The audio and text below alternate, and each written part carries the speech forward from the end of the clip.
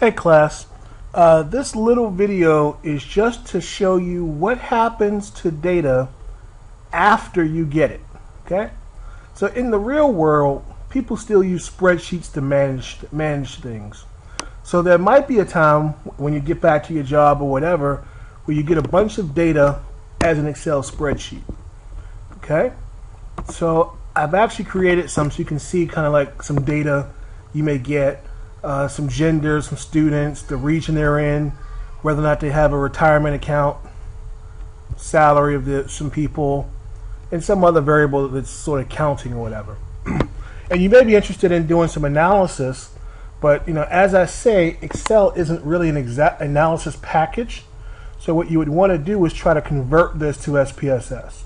So in this video, I'm going to show you how to do that. First thing you have to do, okay, is get rid of the message.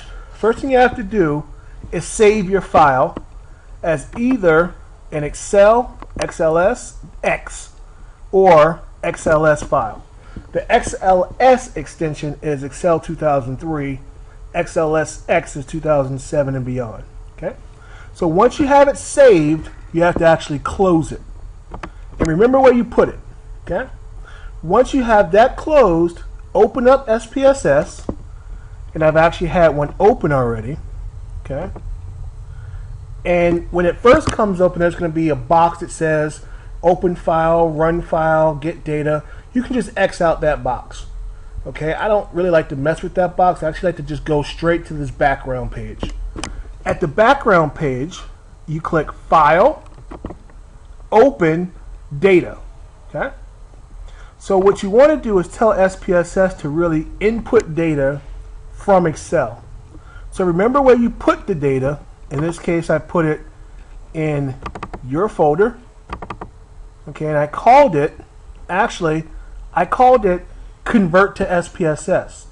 Now, the default extension is .sav, which is in fact an SPSS extension. In order to find it, I need to change this to the background of Excel. Okay, so once I have the extension Excel, I can now look and say, okay, here are my Excel data sets. It's under summer 2014, and there it is. Convert to SPSS. Click OK. And when you do that, after a minute or so, your data will import. Okay. The first check says, do you want to read the variable names from the first row of data?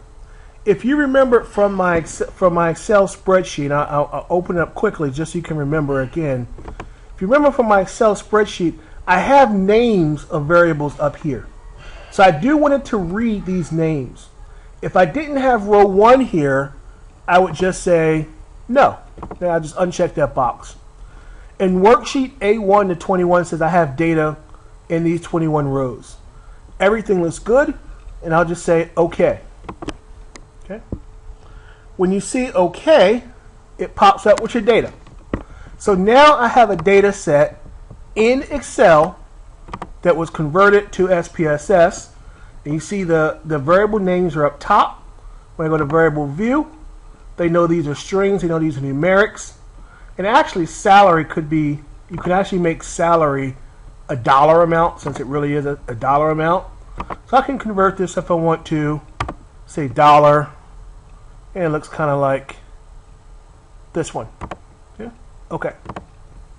And so now you look at my variable, it's in dollar format. Okay. And that's it for this call, for this small video. Oh, don't forget, you have to actually save it once you get it into SPSS. So I'm going to call this converted Excel file. In my next video, I'm going to show you how you'll do some of your descriptive statistics with this file. Okay? So, have a good day. I'll talk to you in a couple of seconds. Bye.